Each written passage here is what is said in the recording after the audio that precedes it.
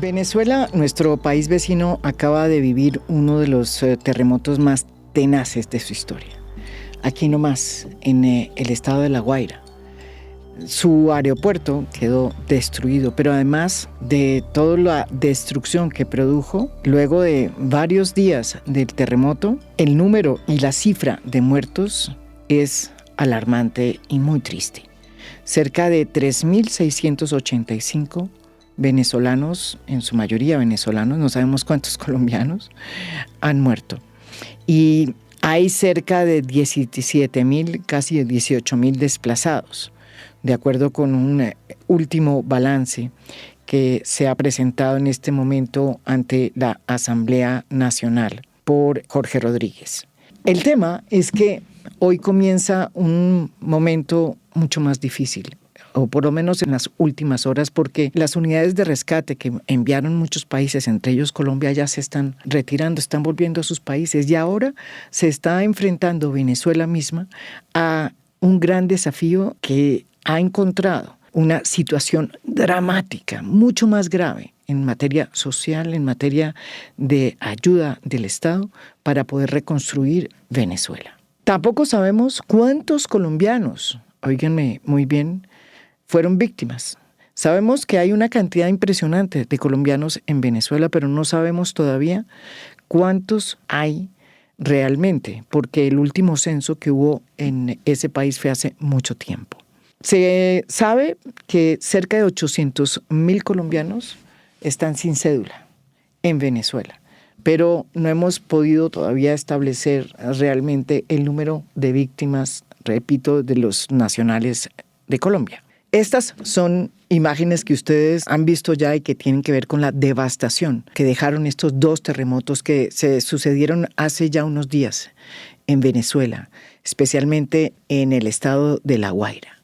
Un estado que también había sido víctima hace varios años de otro desastre natural. Hoy se conoce que el número de víctimas sigue subiendo.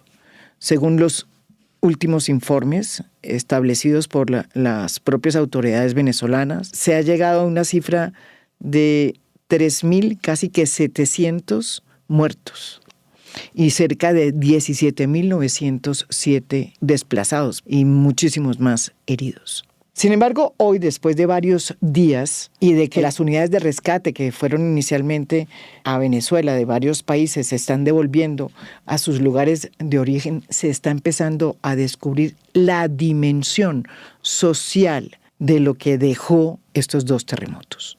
Para saber realmente qué es lo que está pasando y cuál va a ser el impacto que esta debacle puede tener en Colombia, porque van a alterarse muchísimas cosas, entre ellas la migración, pues hemos querido hacer este podcast, también con la idea de mandar un mensaje a nuestros hermanos venezolanos en estos momentos tan aciagos y difíciles. Está con nosotros Ronald Rodríguez, una de las personas que yo creo que más conoce a Venezuela. Un colombiano que ha dedicado sus últimos años de investigación precisamente a establecer qué pasa en Venezuela y cuáles son esos nexos que nos unen y lo que sucede además en esa frontera tan porosa que nos divide y que nos une.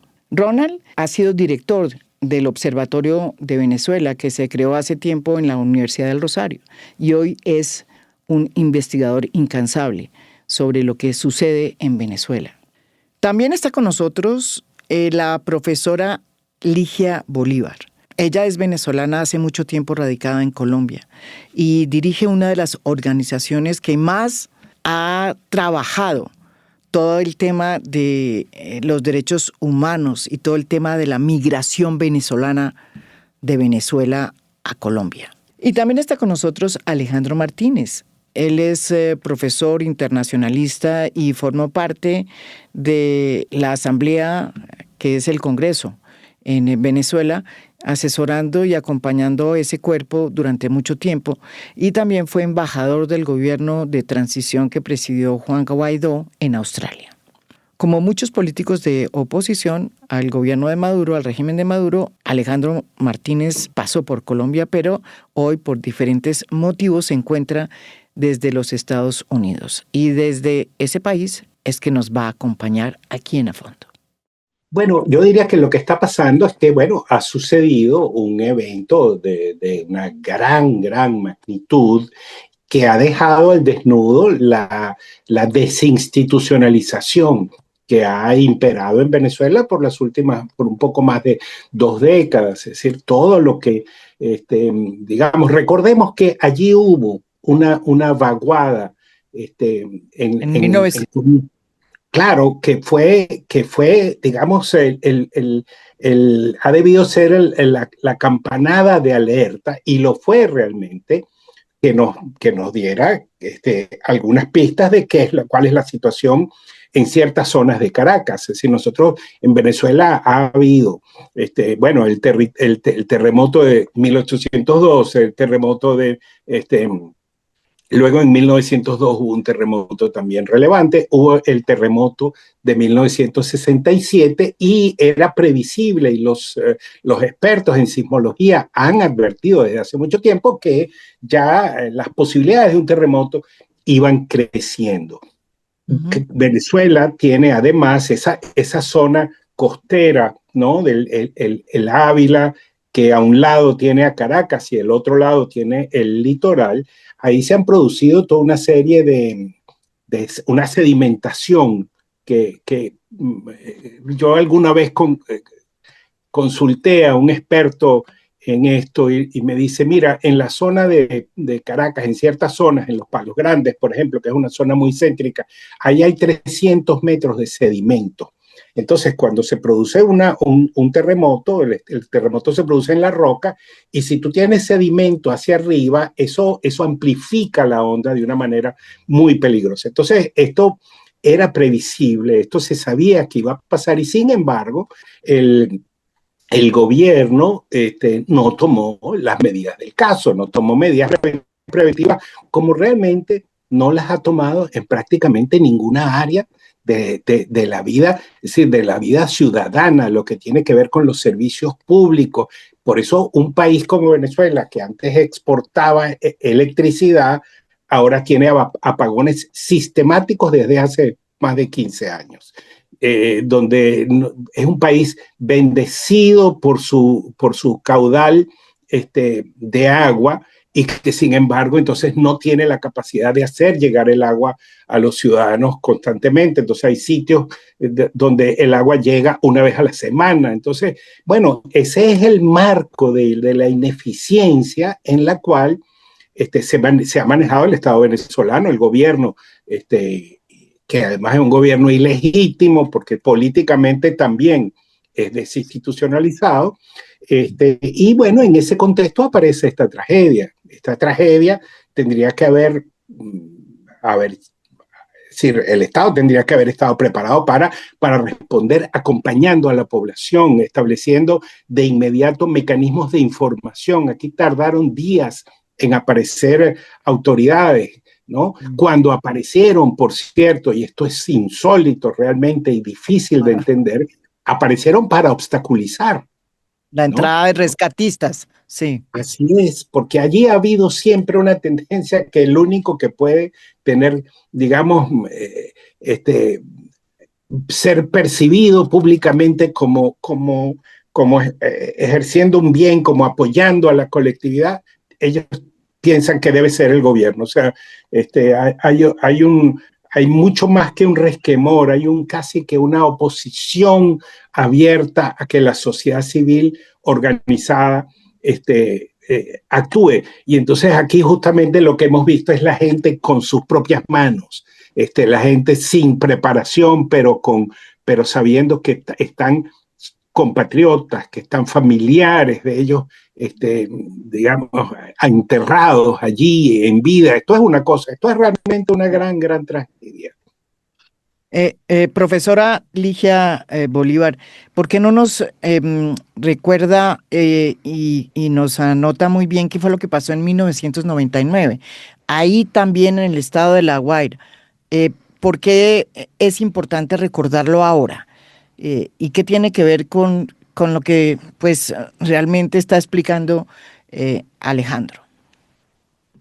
Sí, yo quisiera comentar algo, enfatizar algo que ha dicho Alejandro para complementarlo primero, ¿no?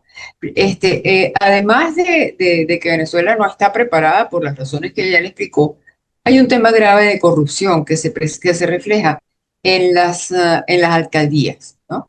Las alcaldías son las que están a cargo de dar los permisos de construcción. Por ponerte un ejemplo, en la zona donde yo vivía, cuando mi mamá compró el terrenito, a los pocos meses la llamaron y dijeron, señora Leticia, le vamos a tener que subir el precio al terreno porque ¿cómo se llama? La autoridad municipal nos prohibió vender algunas parcelas porque están en un terreno que es un poco inestable. Entonces vamos a convertir esas áreas en parque. Alejandro lo sabe porque él vivió también en la misma zona, en San Luis. Y esa es la razón, Alejandro, por la que en San Luis hay tantos parques, porque son zonas inestables y el municipio prohibió que se construyera. Ahorita no, ahorita si pueden construir sobre los parques lo hacen, si te pueden talar 4 árboles para poner un edificio lo van a hacer, ¿ya? Entonces hay un tema de corrupción también, de irresponsabilidad en la construcción que se añade a eso. Luego tenemos el tema de los servicios. Ahí tenemos la ciudad de Cumaná, donde yo veía con el corazón partido ayer cómo se anunciaba la llegada de no sé cuántos sobrevivientes del terremoto. Están llegando a Cumaná. Bueno, Cumaná tiene 4 meses sin agua, 4 meses sin recibir agua, Antes de antes del terremoto, ¿ya? Entonces estamos hablando de un país que ya tenía un terremoto político encima por la corrupción, por la ineficacia, y ahora nos cae esto, ¿no? Ahora, ¿qué pasa con La Guaira, con lo que pasó en el 99? Parte de lo que estamos viendo ahorita, lo vimos también en el 99. Obstaculización de la ayuda internacional, rechazo de la ayuda internacional, o sea, hubo barcos de Estados Unidos que se tuvieron que dar la vuelta. Yo sé por un amigo que trabajaba en la empresa de agua Hidrocapital, que me dijo, Lija, tenemos unas plantas desalinizadoras que se quedaron ahí cogiendo monte porque nunca se pudieron instalar las plantas desalinizadoras en un estado donde se había quedado sin agua, ¿no? Entonces, es lo que decía Alejandro, si ellos no ven como protagonistas en la foto entregando la bolsita de comida o la cobija o lo que sea, o los pañales, pues no van a aceptar que nadie más lo haga, ¿no? Eso ya pasó en aquel momento y está pasando ahora, pero está pasando con una magnitud muchísimo mayor porque, por supuesto, las dimensiones de la tragedia son mayores. Entonces, creo que aquí el mensaje de fondo, María Jimena, es, obviamente nadie podía prever, porque los terremotos son impredecibles, nadie podía prever una catástrofe de esta magnitud. Y los efectos naturales de la catástrofe, pues son los que tenía que haber. Pero lo que es absolutamente inaceptable es la incapacidad de respuesta por parte del Estado. No puede ser que todos tengamos que estar buscando el Servicio Geológico Colombiano porque Venezuela, el FUNVISIS, la Fundación de Investigaciones de Sismología de Venezuela, se demoró 3 horas y 40 minutos en dar el primer boletín. Cuando ya Estados Unidos ya habían dicho alerta de tsunami, no hay alerta de tsunami. O sea, ya Estados Unidos y Colombia tenían el panorama clarísimo, las réplicas, todo. Y aquellos hombres se demoraron, hombres, mujeres, lo que sea, se demoraron 3 horas y 40 minutos en dar el primer boletín. ¿Pero por qué?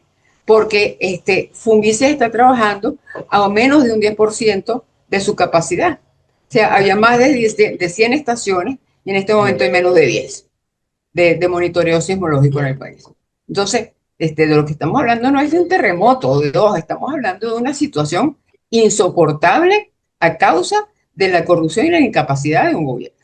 Resulta que en el mismo estado de La Guaira, que hoy sufre 2 terremotos y la devastación que estamos viendo, sucedió en 1999 otra tragedia que se conoció como el deslave de Vargas y que consistió en un corrimiento de tierra que produjo tremendos impactos en toda la población, producida por unas inundaciones impresionantes y que causaron la muerte de cerca de 30.000 muertos.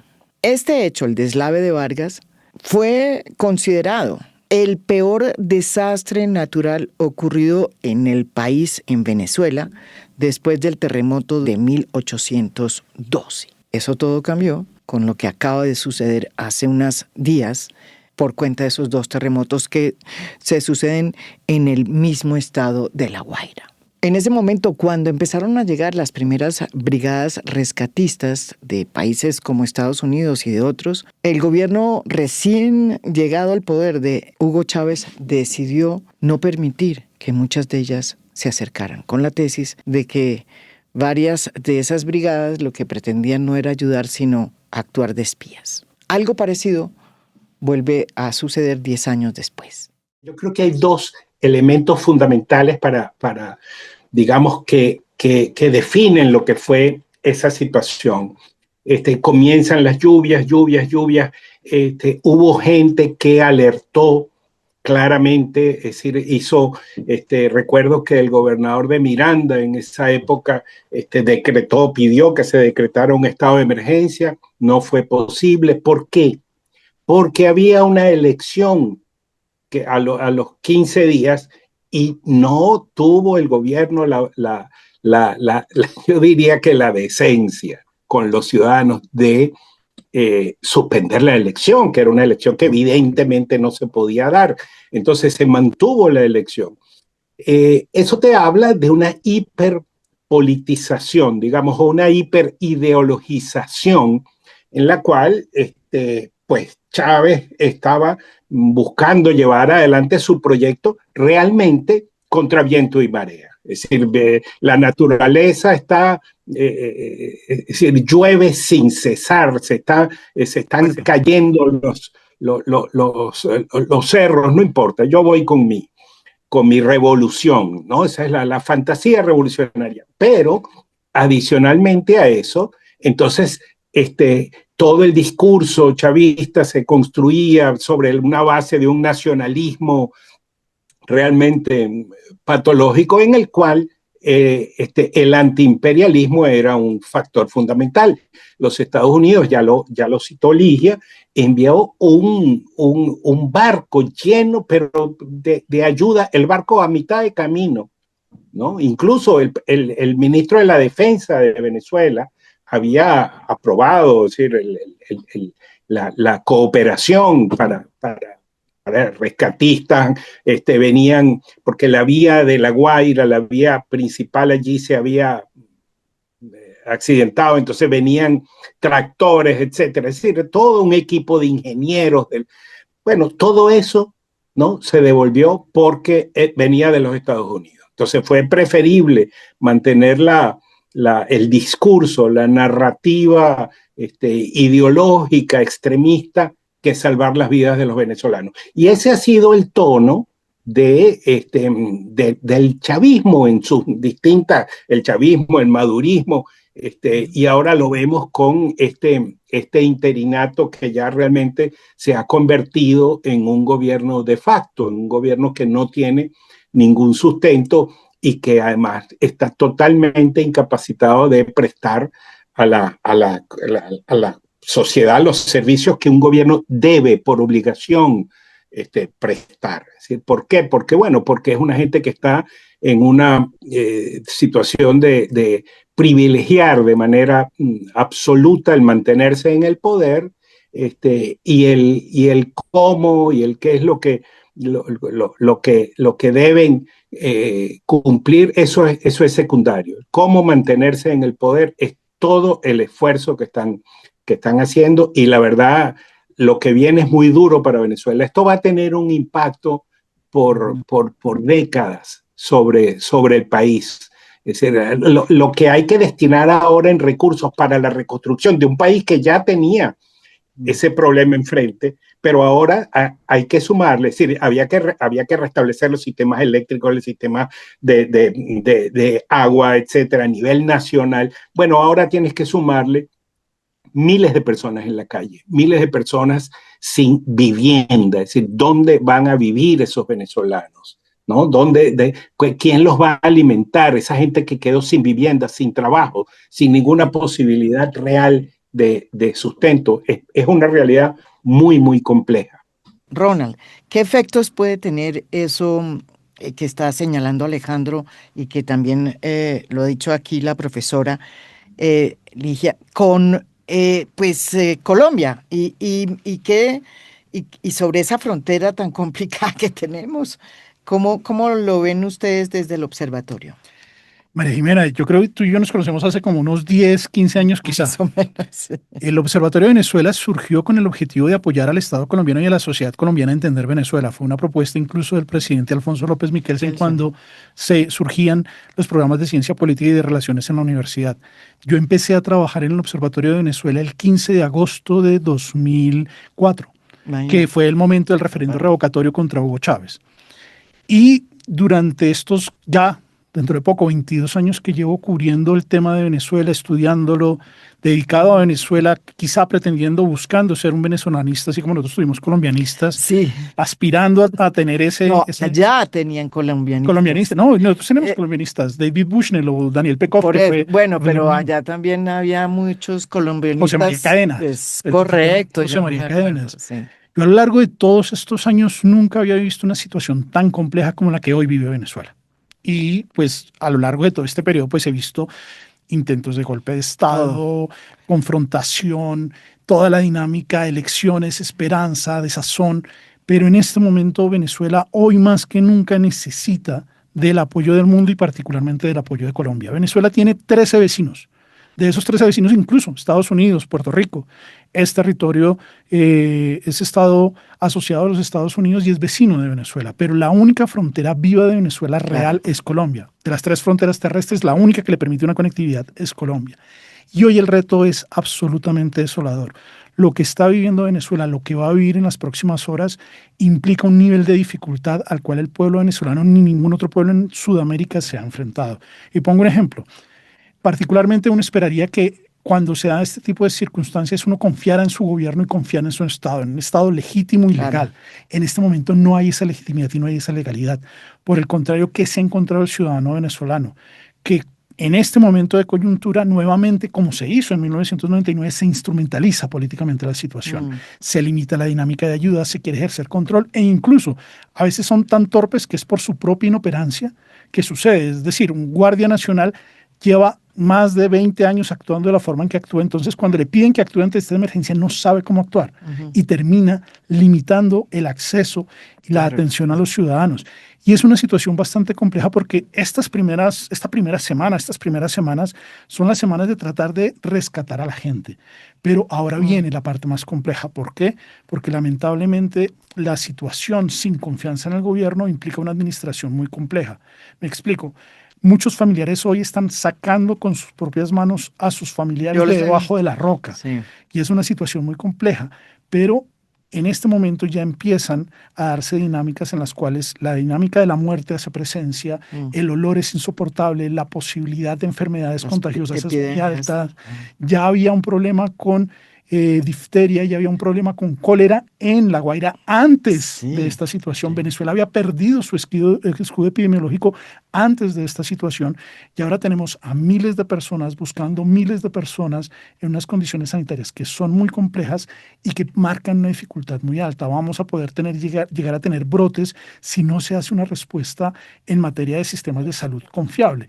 ¿Qué pasa? Que en estas circunstancias uno recurre a su gobierno y el gobierno tiene que tomar decisiones muy complejas como retirar a las personas que están buscando para protegerlas y solamente permitir que lo hagan equipos especializados. Pero ¿cómo puedes hacer eso cuando lo que tenemos es que los cuerpos de seguridad entran a saquear las casas, a robarse lo poco que hay? En estos momentos donde uno necesitaría un Estado fuerte, robusto, con un gobierno confiable, legítimo, no lo hay.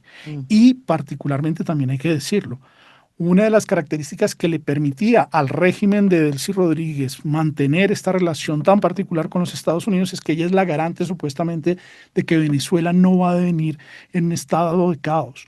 Pero ¿qué está pasando? Que las fuerzas de seguridad están demostrando que no tienen capacidad de contener el control.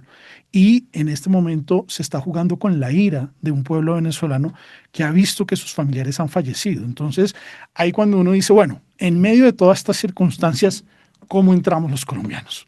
Porque Colombia es 2.219 kilómetros de frontera y tenemos no solamente una responsabilidad, no solamente una hermandad, sino una dinámica común. Con la profesora Ligia lo conversábamos, una de nuestras preocupaciones iniciales desde el Observatorio de Venezuela son los adultos mayores. Venezuela es un país que se ha envejecido. Hoy 2.844.000 venezolanos viven en Colombia y están muy preocupados porque sus adultos mayores que quedaron en Venezuela tienen dificultad para acceder a un sistema que hoy en materia de salud está muy complejizado.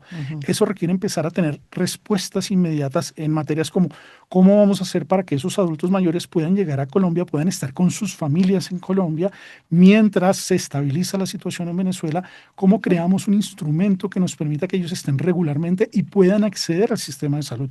Hoy más de 1.600.000 venezolanos acceden al sistema de salud colombiano y eso pues da unas garantías y da unas dinámicas, para que esos venezolanos sigan construyendo.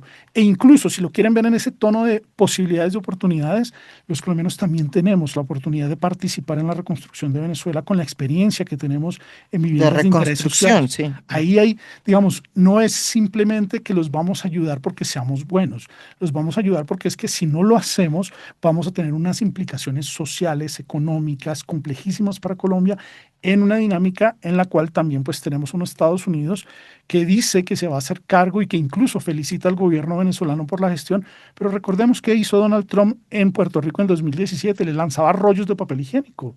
O sea, los Estados Unidos no tienen compromisos de largo aliento. Esta es una situación que implica que tanto Colombia como los países de la región empecemos a crear instrumentos de apoyo para la población venezolana, para la recuperación. No podemos permitir, sobre todo Colombia. En 2018 teníamos unos casos de sarampión en Colombia y se levantaron las alertas. Colombia el sarampión lo tenemos controlado, pero por nuestro escudo epidemiológico. Venezuela no tiene hoy ese escudo epidemiológico. Pero profesora Ligia, ¿cómo así que Venezuela no tiene un escudo epidemiológico? Que es pues una de las cosas que cualquier nación pues tiene que tener, sobre todo una nación con tanta plata como Venezuela. Bueno, yo no soy experta en temas sanitarios, pero sí soy experta en escudos. Y sé que los únicos escudos que funcionan son los de la Guardia Nacional cuando la gente sale a manifestar. Recordemos que justamente en 2018, yo lo decía de una manera un poco cínica, sarcástica, pero es la verdad. Se empezaron a dar cuenta los países vecinos, entre ellos Colombia, de lo que significaba ser migrante venezolano cuando empezamos a exportar sarampión. Yo lo dije así. Yo lo dije así, y lo vimos en la frontera. En la frontera, en Cúcuta, había como 5 puestos de vacunación. Llegaban los niñitos y lo primero que llegaban era pele el brazo y ahí va la vacuna, ¿no? En Brasil la cosa fue más dramática porque los que estaban migrando era población indígena y los niños llegaban en un nivel tal de desnutrición, estoy hablando de 17, 18, 19, esos años del siglo XXI. Llegar a una situación tal de desnutrición que ni siquiera los podían vacunar. Tenían primero que estabilizarlos a nivel alimenticio para después vacunarlos. Esa es la Venezuela de la emergencia humanitaria. Y yo sí quisiera insistir aquí, subrayar por enésima vez, no es posible que el gobierno del presidente Petro insista en decir que lo que pasa en Venezuela es culpa de las sanciones. Todo lo que ha pasado en Venezuela es anterior a las sanciones. Nosotros no somos migrantes económicos. Nosotros somos migrantes a consecuencia de una emergencia humanitaria compleja y deliberadamente diseñada por el Estado, eso hay que decirlo, y consecuencia también de un largo proceso de persecución política. Y es por eso, María Jimena, si me lo permites, que estamos iniciando con mi otro sombrero, Centro de Derechos Humanos de la Universidad Católica Andrés Bello, el área de derechos de migrantes y refugiados, a transmitir una serie de mensajes con solicitudes, primero a Venezuela, por supuesto, porque son los primeros responsables, pero también a la comunidad internacional. En el caso de Venezuela, el restablecimiento de los servicios consulares ya afortunadamente en Colombia existen, pero en otros países no. La exoneración del pago de salvoconducto por razones humanitarias. No es posible que un venezolano se le vence el pasaporte, no tiene cómo renovarlo porque no existe el servicio consular, busca la forma de regresar al país, pero entonces tiene que pagar $60 por un salvoconducto, ¿no? Es decir, es el único país que te cobra por regresar a tu propio país, ¿no? Que te pone una especie de peaje para el regreso. Entonces, eso tiene que haber una exoneración inmediata. Y luego, con el resto de los países, las 4 peticiones básicas que estamos haciendo son, primero, que se empiecen a aplicar todas las buenas prácticas que existen a nivel internacional y que están desarrolladas en diferentes documentos, tanto de OCHA como de la Oficina del Alto Comisionado para los Refugiados, sobre el trato de migrantes víctimas de catástrofes naturales. Hay tratamientos especiales para eso. Segundo, suspensión de las deportaciones. Ayer iba a salir un vuelo de Estados Unidos a Venezuela y entonces alguien dijo, oye, el logro de la sociedad civil, se devolvieron el vuelo. No lo devolvieron por eso. Lo devolvieron porque alguien seguramente de esos gringos que tienen control en este momento de la torre de control, valga la redundancia, del aeropuerto principal de Venezuela, que es el de Maiquetía, les habrá dicho, miren, no los manden para acá, pues que no hay cómo recibirlo. O sea, ellos tienen que pasar 4 filtros de migración, de control migratorio. No hay nadie en migración porque el aeropuerto se destruyó, o sea, no completamente, pero ahí no hay nadie. ¿Dónde los van a mandar? Para el hotel que se cayó. ¿quién les va a hacer el reconocimiento biométrico para llegar al país? Entonces, o sea, fue una devolución de facto, no por buena voluntad, pero sí creemos que es importante que los países tomen conciencia de lo que está pasando, que haya una suspensión de las deportaciones como lo hubo en Haití en 2010, con el terremoto del 2010. No estamos pidiendo nada más. Lamentablemente lo que estamos pidiendo es que nos traten como a los haitianos, porque ya somos un país que cada vez más se parece a Haití, gracias al desastre que es el gobierno venezolano. Tú bien me decías, es un país rico, sí, pero un país rico bajo el suelo y en los bolsillos de los poderosos y de los que gobiernan. No en manos de la población, porque esa riqueza no se distribuye. Tercer punto, y ya casi termino, mecanismos de regularización especial. Nosotros hace poco hicimos un estudio sobre cuál es la situación de personas perseguidas políticas que llegaron a Colombia después de las elecciones, después de la persecución política que se armó posterior a lo que fue el julio de 2024, y conseguimos que nadie se ha buscado regularizar por la visa esta especial de visitante especial que instauró el gobierno, ni a través tampoco del permiso del PEP tutor, ¿no? Porque no les sirven, porque no tienen el perfil para eso, ¿ya? Entonces hay que restablecer el estatuto temporal de protección. Era lo que había antes, que era lo que había. Claro, y buscar otros mecanismos como por ejemplo el que tenía Biden en Estados Unidos de los patrocinios. Lo que decía Ronald, bueno, está el viejito, el adulto mayor, el abuelo en Venezuela, me lo traigo, el gobierno que no me pida que el señor tiene que tener ingresos tales o cuales o una cuenta bancaria, no sé cuántos miles de dólares, porque no los va a tener, pero yo, que ya vivo aquí, me hago responsable, hago un patrocinio, pero que no me pongan el patrocinio muy alto tampoco, ¿no? Como se lo ponen a los empleadores que tienen que tener, no sé, 100, no estoy exagerando, 100 salarios diarios, 100 salarios mínimos mensuales de ingresos para poder traer un empleado.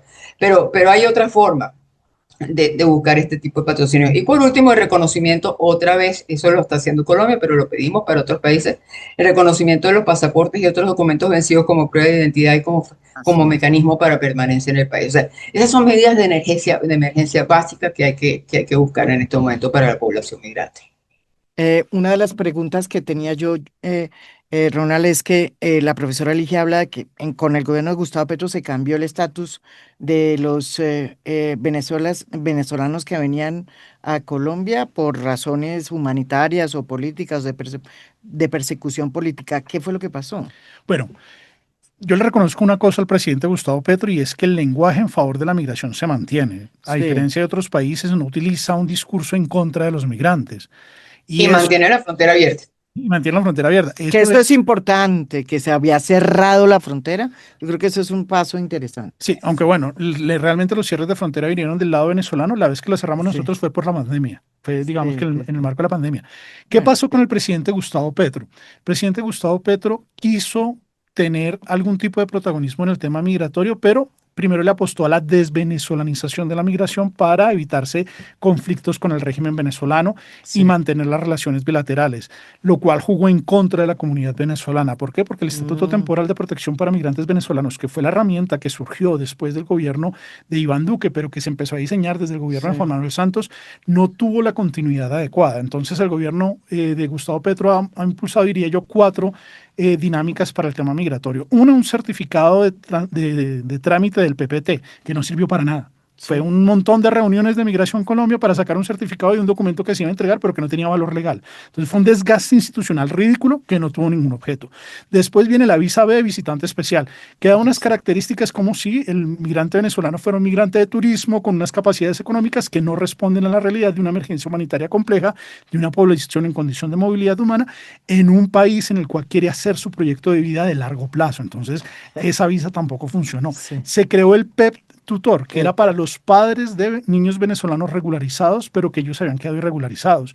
Yo estuve en Cúcuta haciendo trabajo de campo en mayo y me decían en la oficina del Centro Integra que una sola persona en Cúcuta había pedido el PEP tutor. Es decir, una medida que se creó que no sirve para nada, que no alcanza, que no tiene manejo, que se creó simplemente para hacer un montón de reuniones y decir cumplimos, chuleamos, hablamos con la sociedad civil, hablamos con la academia, hablamos con la cooperación internacional, pero al final sacaron una política tan poco útil que no logra cubrir las necesidades. Y en este momento tenemos un permiso especial de contingencia que pretende ser como una especie de PEC sombrilla, pero que destruye, retrocede en lo que ha sido la curva de aprendizaje del Estado colombiano. Hoy las oficinas privadas, las oficinas públicas entienden es de permiso por protección temporal, no de permiso especial y mucho menos un nuevo permiso especial de contingencias. Yo creo que es una de estas dinámicas que pasa entre un gobierno y otro, y es que no quiere ser encasillado con las políticas del anterior, y el gobierno de Iván Duque, uno puede ser muy crítico con ese gobierno, pero en materia migratoria sí, es un gobierno que hizo mucho, sí, que incluso es uno de los que logró hacer en el mundo, mientras que cerraban en el mundo fronteras, nosotros abríamos fronteras, y que no era ni siquiera una cuestión de recibíamos porque la frontera estaba cerrada por otras razones, pero sí recibimos. Igual se seguía pasando esa frontera, sí, digamos, los pasos fronterizos son muy porosos. Muy porosos. Sí. Colombia, a diferencia de otros países, no recibió la migración venezolana porque fuera un acto de solidaridad, sino porque era un acto absolutamente y total de pragmatismo.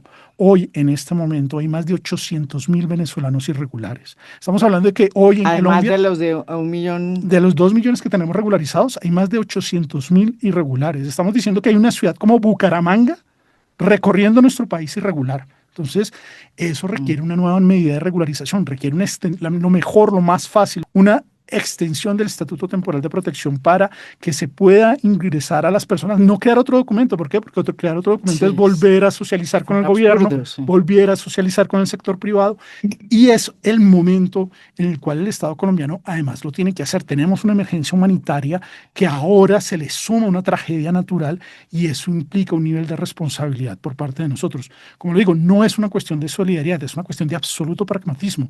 Si nosotros no tenemos plenamente identificado a toda la población venezolana para que pueda acceder al paquete de servicios del Estado colombiano, pues eso hace que los niños queden en condición de vulnerabilidad, que los grupos ilegales los recluten, que la criminalidad los reclute, que no puedan estar en las instituciones educativas, que no podamos atender unas situaciones que son necesarias para el Estado. No es una acción en favor de Venezuela, es una acción en favor de Colombia que va a tener repercusiones, y que incluso, como lo decía, si Colombia logra articularse, los venezolanos, ya 2.844.000 están haciendo su proyecto de vida.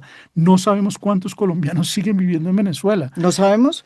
No hay 4 millones decían, es que no hay datos, esos datos no hay datos, claros. Profesora Ligia, nunca fueron claros, porque cuando uno iba allá, pues le decían que 4 millones, o siempre le han dicho que 4 millones, pero como uno no sabe si realmente ustedes qué cifra tienen, ¿cuántos colombianos están allá? No, pues no tenemos cifras exactas porque eso nadie lo sabe. Es decir, a ver, María Jimena, acordemos que Venezuela debe ser uno de los pocos países en el planeta en este momento que no ha hecho el censo de las últimas 2 décadas. O sea, no es que no sabemos cuántos colombianos hay, es que tampoco sabemos cuántos venezolanos hay, ¿no? Tan grave como eso. Y tomando esto último que estaba diciendo Ronald, solamente para insistir sobre el tema de la necesidad de recuperar el orden a nivel de Colombia con el tema migratorio. Colombia llegó a tener 8 tipos diferentes de permiso especial de permanencia. No. 8. No. Entonces, los de tal tipo, los de policía, los que llegaron antes de la fecha, los que llegaron después de la luna llena, o sea, era una cosa absurda que tú no puedes mantener control, tú no puedes tener orden en la población con esa cantidad de permisos. Lo que hizo, una de las cosas, de las varias cosas buenas que hizo el estatuto, fue unificarlos todos bajo una sola figura, ¿ya? Y la otra cosa buena que hizo, aparte de los 10 años ¿cómo se llama?, de vigencia del mecanismo, del documento, el otro punto fue que el documento no iba solo, el documento va con una encuesta, ¿ya? Donde tú tienes el perfil de la población venezolana. Entonces, lo peor que le puede pasar a cualquier gobierno es tener 800.000 personas que ni pagan impuestos y que se convierten en una carga para las EPS, ¿no? Entonces, lo que no se entiende es cuál es la resistencia a regularizar a esas 800.000 personas para que empiecen a pagar impuestos y para que sean capaces de pagar su propia EPS. O sea, eso tendría que ser lógica básica de cualquier gobierno que no quiera que una población que se le convierta en una carga. Y sobre todo contando con que en las actuales condiciones, como decía, eso podría volver a suceder. Por eso estamos hablando de mecanismos especiales y flexibles de regularización, pero que sirvan para que la persona al corto mediano plazo comience a producir, comience a incorporarse al país, comience a incorporarse a la vida productiva y sea capaz de generar su propio alimento y no tener que convertirse en una carga del Estado. El presidente electo Abelardo Espriella ha hablado varias veces sobre el tema de la migración y sobre todo de la migración ilegal.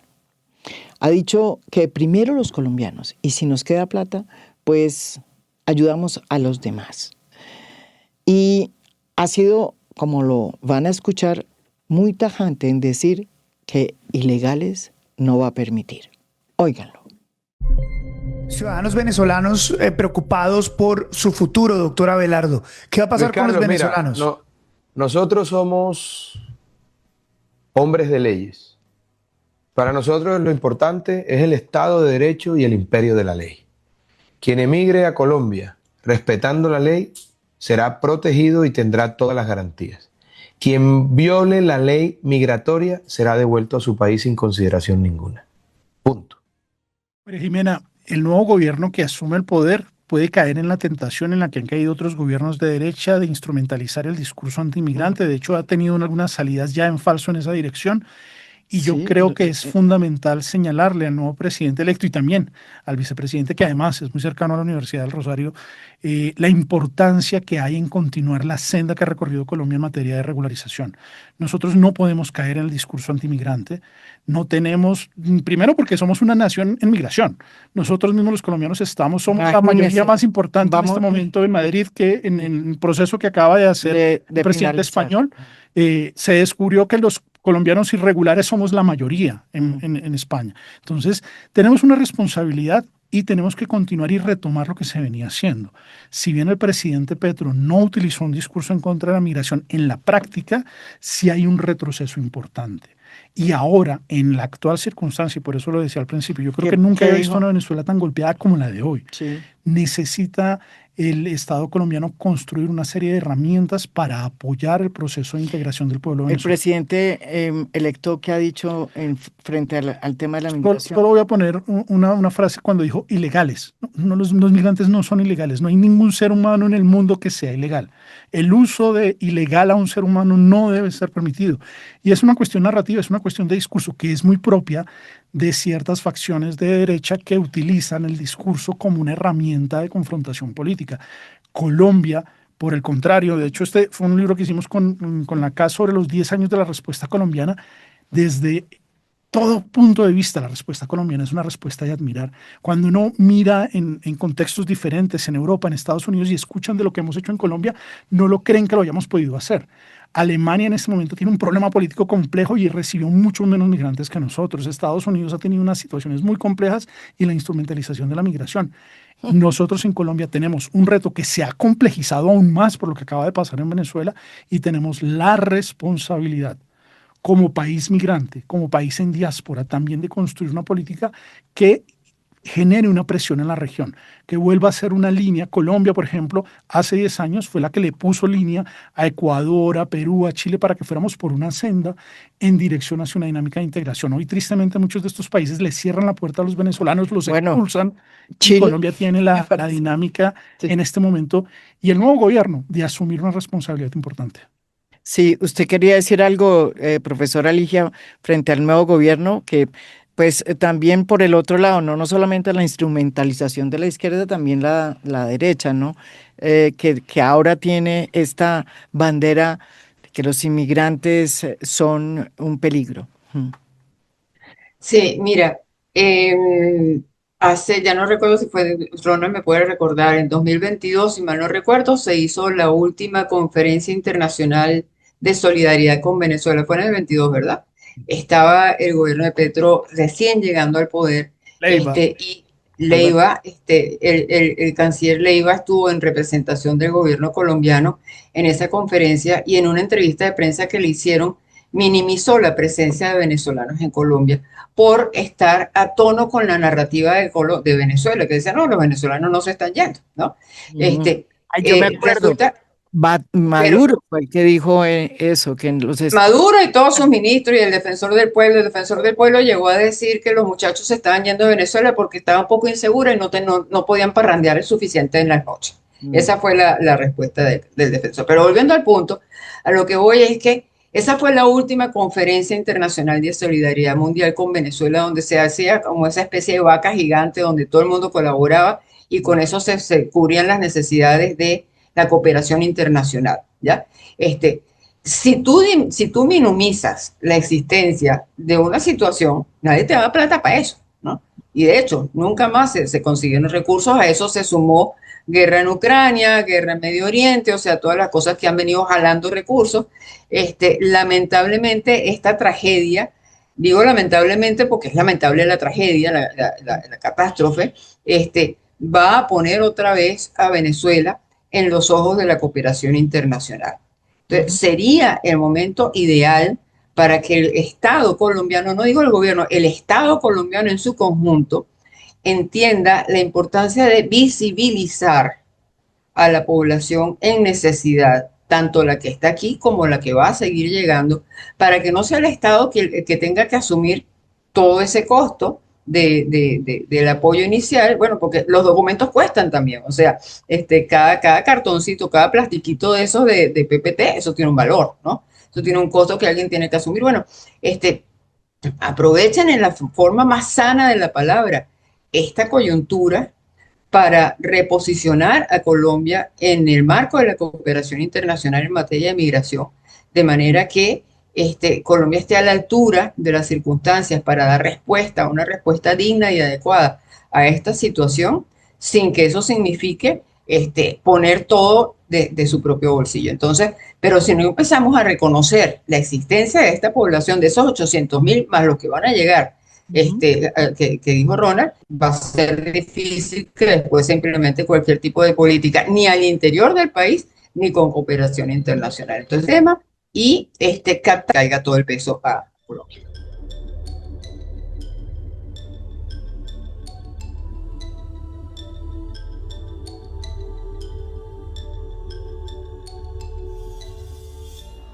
A Fondo es un podcast producido por Mafialand. Producción general, Beatriz Acevedo. Producción de audio, Santiago Acosta López. Música original del maestro Óscar Acevedo. Nos pueden escuchar también en mi canal de YouTube. Gracias por escuchar. Soy María Jimena Duzán.